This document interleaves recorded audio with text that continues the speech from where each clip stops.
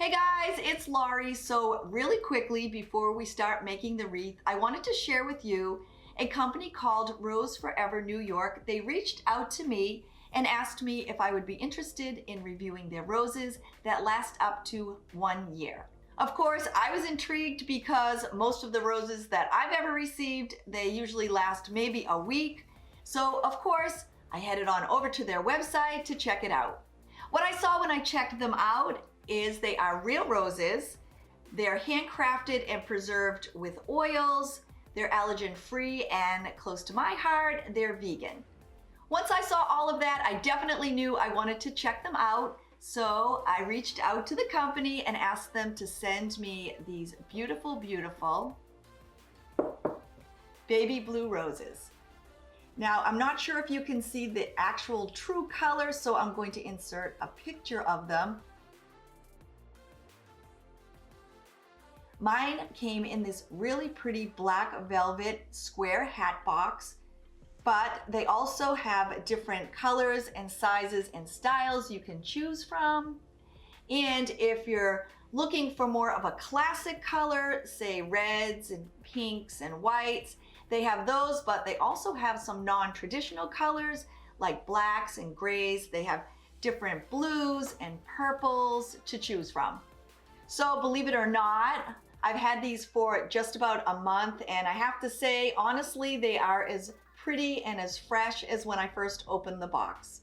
As far as the smell, they don't smell like a traditional rose. There is a hint of fragrance in there, but it's a very, very light scent.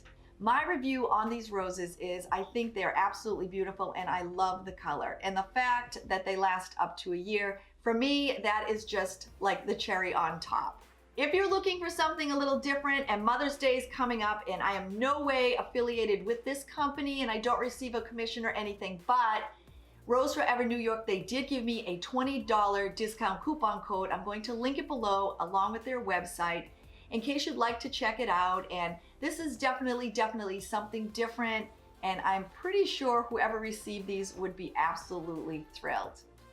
Thank you so much to Rose Forever New York for sending me these beautiful, beautiful roses. And thank you to all of you for sitting and watching my review. And now, guess what? Let's go make that wreath. I'm starting my Crescent wreath by recycling an old grapevine wreath that I had made from some trimmed grapevines in my yard. It was actually a wreath before, but I removed everything from it, and now I'm going to use it for this project. To make the shape of my half-moon crescent, I'm using my snippers and I'm cutting out a section on the side. I'm using things that I have on hand to make my wreath, but if you're looking for the actual crescent form, I know they do sell them at Michael's, Joann's, and Walmart. When I have everything cut away and I'm done, now I have the shape that I'm going to use.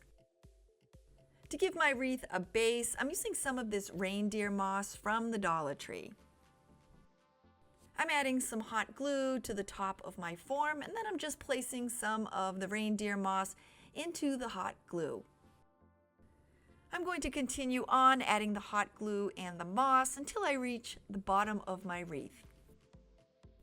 I'm not sure if there's an exact way that you're supposed to put a wreath together, but when I'm putting mine together, I like to layer them. So by adding the moss onto my form, this is going to be my first layer.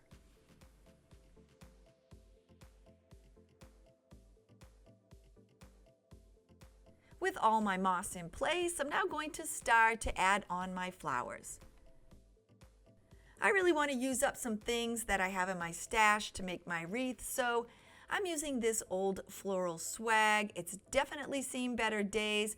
I'm going to pull it apart and use some of the flowers, and then I'm going to use a couple of bunches of flowers that I have on hand as well. Using my clippers, I cut away at the flowers and the greenery, and I was amazed at how much was actually on this swag. I'm using things that I already had on hand, but you can make this wreath just as easy by using the florals and greenery from the Dollar Tree. You don't have to use roses either. You can use your favorite flowers and pick your favorite colors. When I was done, I then decided which flowers I would use for my next layer, and I started hot gluing them into place. I'm adding my roses first as my focal point, and I'm attaching them just below the center part of the wreath. When I'm done, I'm then attaching another blue, green, and purple rose just about at the beginning of my curve.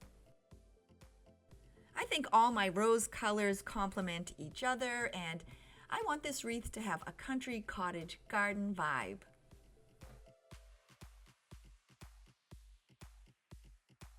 After I have all my roses in place, I then start adding in my smaller flowers. One of the fun things when making this wreath is you can choose any size flower and pick any colors that you'd like.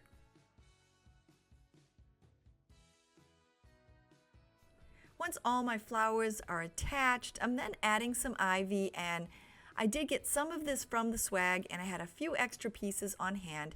So now I'm going to start adding this next layer of my greenery. I attached my first piece of ivy to the bottom, and then I moved to the top. And then from there I started adding it around the outside and the inside of the wreath. There's no exact placement or perfect place to attach it. I'm just moving around the wreath and filling in the open spaces. I'm adding in some of the soft white astilbe from the Dollar Tree, along with some of the leaves from my amaranthus. After I removed the flowers from the stems, I then evenly spaced them around my wreath. When I'm making my wreaths, I never have every piece planned out. I usually just start with my focal flowers, and then as I'm adding on each of my layers, I just start to fill in the open spaces. For my next layer, I'm adding in a few more flowers, and once again, I don't have a plan. I'm just kind of filling in the open spaces. The fun part of making your own wreath is there are no rules. If you put something somewhere and you decide, you know what, I don't like it there, you just pull it out and try it somewhere else. I love working with the Dollar Tree amaranthus. They have 3 different types of variegated leaves, and I'm just using my snippers to cut them away from the stem.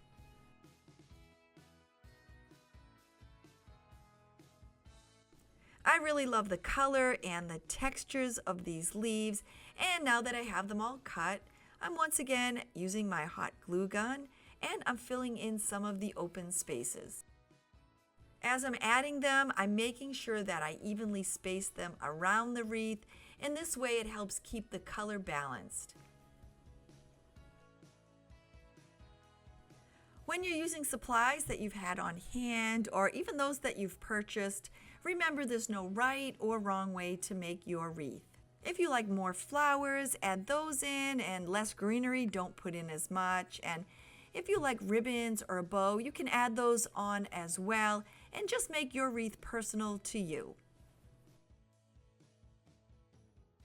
With this greenery in place, I'm now adding my last layer of astilbe flowers.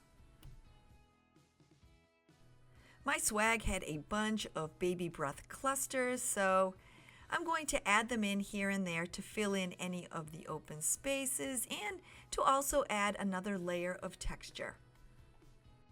I love a full wreath, and honestly, I never want to stop adding to it, but if you like a lighter wreath, just omit some of the greenery. When I was done, and to finish up, I fluffed up all my flowers and my greenery, and I cut my 2 grapevine wreath ends into a point.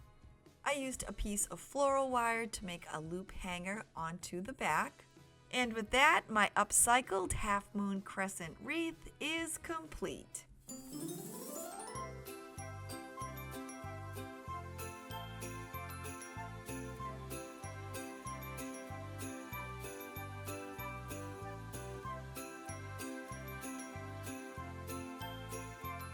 Thanks so much for stopping by and hanging out with me. I hope you enjoyed my review and my half moon crescent wreath. And if you're new and you haven't yet subscribed and you're thinking, hey, I'd like to come back and hang out with her again, don't forget to click that little red subscribe button below. I'll see you soon. Bye, everybody.